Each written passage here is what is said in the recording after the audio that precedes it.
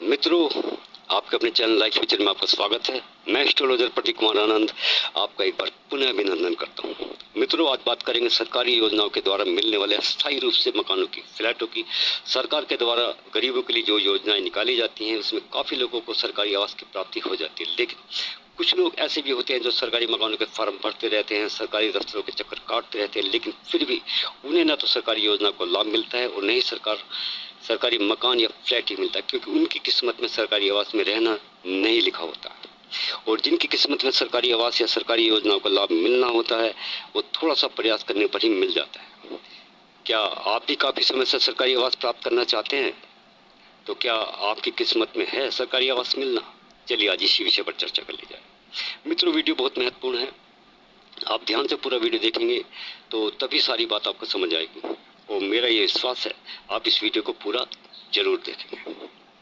जो लोग ज्योतिष का अगर थोड़ा सा भी ज्ञान रखते हैं उन्हें ये जानकारी आसानी से समझ आ जाएगी, लेकिन जो लोग ज्योतिष बिल्कुल नहीं जानते, मैं प्रयास करूंगा वे भी इस टॉपिक को आसानी से समझें। तो चलिए देरी न करके शुरू करते हैं। आज का विषय सरकारी मकान किन किन लोगों को मिलने वाला है। आप स्क्रीन पर देख रहे हैं सिंह लगन की कुंडली बनी हुई है और इस कुंडली के माध्यम से आप जान पाएंगे कि आपको सरकारी आवास मिलेगा या नहीं मिलेगा। कुंडली के अंदर जितने भी नंबर लिखे हुए हैं 1 से लेकर 12 तक, उन्हें आप थोड़ी देर के लिए भूल जाइए, अन्यथा समझने में आपको दिक्कत आएगी। सिर्फ भावों पर ध्यान दीजिए, आप इसे आसानी से समझेंगे। जहाँ 5 नंबर लिखा है उसे लगन बोलते हैं और लगन को का पहला भाव कहा जाता है और लगन व्यक्ति खुद होता है और जीवन में सभी सुख प्राप्त करने के लिए लगन या लगन के स्वामी का मजबूत होना बहुत जरूरी होता है। और लगन से जो चौथा भाव होता है वह आपके मकान, फ्लैट, जमीन, जायदाद, प्रॉपर्टी का होता है। और इस कुंडली में जहाँ 5 नंबर लिखा है इसका स्वामी सूर्य है और चौथे भाव में जो 8 नंबर लिखा है इसका स्वामी मंगल है। और वैसे भी मकान प्रॉपर्टी का मुख्य कारक मंगल ही होता है। अब माना कि चौथे भाव स्वामी की स्थिति मजबूत है, लेकिन लगन या लगन का स्वामी सूर्य कमजोर स्थिति में है, तो चौथा भाव आपको मकान प्रॉपर्टी तो दिला देगा, लेकिन लगन या लगन के स्वामी कमजोर होने से स्वयं के मकान का सुख आपको नहीं मिलने देगा। आपके मकान का सुख किराएदार या दूसरे पारिवारिक सदस्य को ही मिलेगा। लगन कमजोर होने से आप अपने घर मकान में कम ही टिक पाएंगे। अब मेन मुद्दे पर आते हैं। कुंडली का जो चौथा भाव होता है वह आपके घर, मकान, फ्लैट, बंगला, जमीन, जायदाद का प्रतिनिधित्व करता है। वो यही वह भाव है जो ये बताता है कि आप खुद के मकान में रहते हैं या सरकारी आवास में निवास करते हैं। आपका स्वयं का मकान होगा या जीवन भर आप किराए के मकान में रहेंगे। वैसे इस भाव से और भी बहुत सारी चीजें देखी जाती हैं, जैसे कि आपके जीवन में कितना सुख मिलेगा, स्वयं की माता का सुख कितना है, माता की स्थिति, माता का स्वास्थ्य भी आप चौथे भाव से देख सकते हैं। चौथे भाव से ये भी पता चलता है कि आप अपनी साइकिल से चलते हैं, मोटरसाइकिल से चलते हैं, स्कूटर से चलते हैं, कार से चलते हैं या हवाई जहाज से चलते हैं। आप स्वयं का वाहन चलाते हैं या किराए का वाहन चलाते हैं। ऐसी बहुत सारी चीजें हैं जो आप चौथे भाव या इसके स्वामी से देख सकते हैं, क्योंकि चौथा भाव वाहन का भी होता है। अब देखिए, आपने देखा चौथा भाव और इसका स्वामी स्वयं का मकान दिलाने के जिम्मेदार होते हैं, लेकिन यहाँ कुंडली का मेन सूत्र भी हमें ध्यान रखना होगा। जो सरकारी मकान, फ्लैट आदि दिलाते हैं, सरकारी क्षेत्र से लाभ कराते हैं और सरकारी लाभ देने वाले ग्रह हैं सूरज, मंगल और देवगुरु बृहस्पति। ये 3 ग्रह ऐसे हैं जो आपको सरकारी मकान भी दिला सकते हैं और सरकारी नौकरी भी दिला सकते हैं।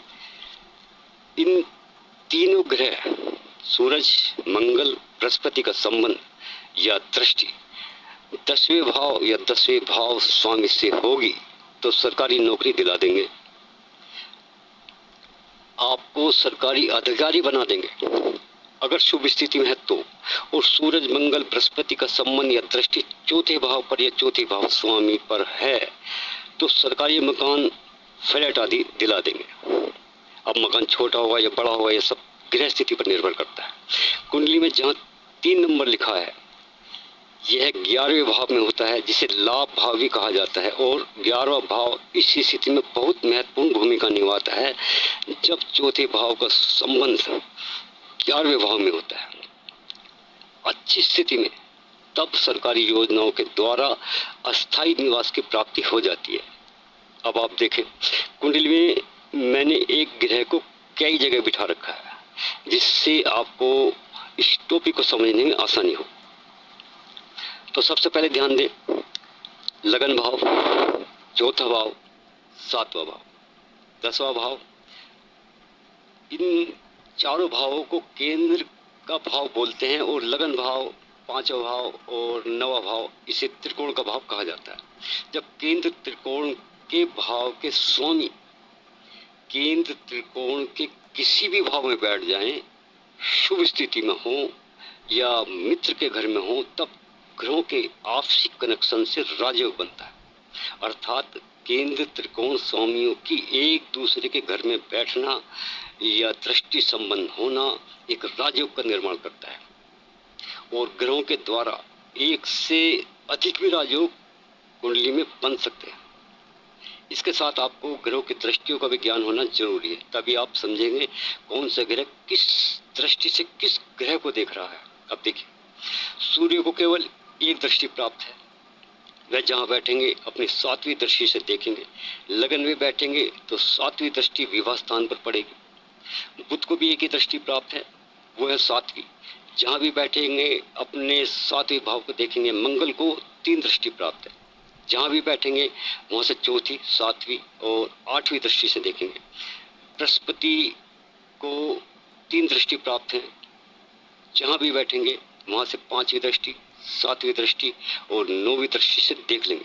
अब देखिए, कुंडली में चौथे भाव का स्वामी मंगल और लाभ स्थान के स्वामी बुध यहाँ चौथे भाव में बैठे या 11वें स्थान में बैठे, या मान लीजिए बुध धन भाव दूसरे भाव में या लाभ का स्वामी बुध छठे स्थान में हो, और सरकार के कारक सूर्य बृहस्पति कहीं भी बैठ जाएं। माना कि बृहस्पति ने 10वें भाव में बैठकर मकान स्वामी मंगल को 7वीं दृष्टि से देखा और 9वीं दृष्टि से लाभ के स्वामी बुध को भी देखा, या माना कि बृहस्पति 12वें भाव में बैठकर 5वीं दृष्टि से मंगल को देखे और 7वीं दृष्टि से बुध को भी देखे। अब जैसे कि आपने जाना, मंगल बृहस्पति सरकार के कारक हैं, राजसी ग्रह हैं, इनका संबंध प्रॉपर्टी के घर से बना। अब जब भी मंगल गुरु बुध में से किसी एक भी ग्रह की दशा महादशा शुरू होगी, आपको सरकारी आवास मिल जाएगा, क्योंकि मंगल बृहस्पति केंद्र त्रिकोण के स्वामी होकर राजयोग में भी है। अब क्योंकि कुंडली में लाभ के स्वामी बुध भी मंगल गुरु के संबंध में है, तब सरकारी आवास के लिए ज्यादा परिश्रम नहीं करना पड़ेगा। सरकारी मकान कम दामों में आसान किस्तों में मिल जाएगा, क्योंकि मकान मिल जाए, कम कीमत चुकानी पड़े, अच्छे स्तर के मकान की प्राप्ति हो जाए, ज़्यादा खर्चा ना करना पड़े। इसमें चौथे भाव और उसके स्वामी की स्थिति, और जो भी चौथे भाव स्वामी को या चौथे भाव स्वामी को देख रहा है, उसका मित्रता पूर्वक संबंध हो तो और भी सोने में सुहागा वाली बात हो। अब जैसे कि आप स्क्रीन पर देख रहे हैं, मकान प्रॉपर्टी स्वामी मंगल अगर लगन में बैठेंगे, और वैसे भी मंगल लगन में मजबूत सी स्थिति में होते हैं, और अब मंगल यहाँ चौथे भाव को अपने ही घर को चौथी दृष्टि से देख ले। जैसे कैसे, लगन से गिनेंगे तो 1, 2, 3 और 4, मंगल ने अपने ही भाव को देखा, अर्थात मंगल को अब स्वयं का मकान देना ही देना है। माना मंगल भाग्य भाव में है और वहां से अपनी 8वीं दृष्टि से उसने अपने मकान प्रॉपर्टी के घर को देखा। मंगल से गिनेंगे तो 1, 2, 3, 4, 5, 6, 7 और 8। ठीक है, अब मंगल चौथे भाव में है, तो मंगल ने चौथी दृष्टि से 7वें भाव में बैठे राशि ग्रह सूर्य को देखा, मंगल से गिनेंगे तो 1, 2, 3 और 4, और बृहस्पति को आपने देखा ही, वह कहां कहां से बैठकर मकान प्रॉपर्टी के घर को देख रहे हैं। अब ये तीनों ही ग्रह सरकार के कारक भी हैं और राशि ग्रह भी माने जाते हैं और आपस में एक दूसरे के मित्र भी हैं। दूसरी बात, चौथे भाव स्वामी मंगल से राजयोग भी बना रहे हैं, तो जैसे ही मकान प्रॉपर्टी के स्वामी के साथ ही इनमें से अर्थात बुध, गुरु, सूर्य, मंगल किसी एक की भी दशाएं शुरू होंगी, सरकारी आवास आपको प्राप्त हो जाएगा। दूसरी स्थिति में आपको सरकारी आवास प्राप्त करने में आपको सरकारी आवास प्राप्त करने के योग बने हुए हैं, लेकिन इनकी दशा महादशा आपको 2 साल या 4 साल बाद मिल रही है, तो तब तक आपको सरकारी आवास नहीं मिलेगा जब तक चौथे भाव स्वामी या चौथे भाव स्वामी से संबंध रखने वाले ग्रहों की दशाएं शुरू नहीं होंगी। दूसरी बात, अगर कुंडली में चौथा भाव या चौथे भाव का स्वामी कमजोर हो, अशुभ योग में हो, चौथे भाव स्वामी से राशि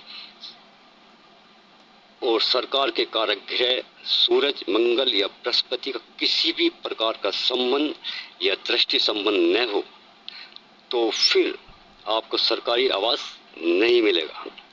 फिर आप सरकारी दफ्तरों के कितने चक्कर क्यों न काट लें, कितने ही डॉक्यूमेंट्स क्यों न लगा लें, आपको सरकारी आवास नहीं मिलेगा। और ऐसी स्थिति में अगर कमजोर चौथे भाव या भविष्य से अशुभ राहु केतु का संबंध हो गया, तो सरकारी आवास दिलाने में लोग आपसे पैसों की ठगी भी कर सकते हैं।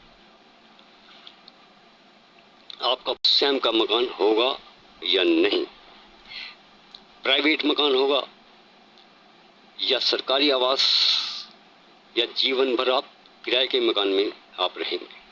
ऐसी स्थिति में आप मकान प्रॉपर्टी सुख प्राप्त करने के लिए ज्योतिष के विशेष उपाय कर सकते हैं, ताकि आपको अपने मकान का सुख प्राप्त हो। मकान सुख का कारक मुख्य रूप से चंद्रमा और मंगल ग्रह होते हैं।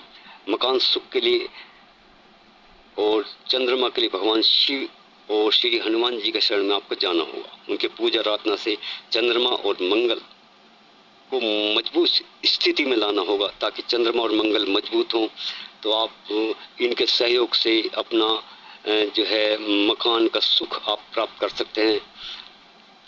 उनकी कृपा दृष्टि से आपको मकान प्रॉपर्टी का सुख प्राप्त हो सकता है। तो मित्रों, आज का वीडियो यहीं तक। वीडियो अच्छा लगा हो तो लाइक करें, वीडियो में दी गई जानकारी अच्छी लगे तो सब्सक्राइब करें और बेल आइकन जरूर दबाएं, जिससे जो भी वीडियो पोस्ट की जाए उसका नोटिफिकेशन सबसे पहले आप तक पहुंचे। तो मिलते हैं मित्रों किसी नई जानकारी के साथ। धन्यवाद। जय माता दी।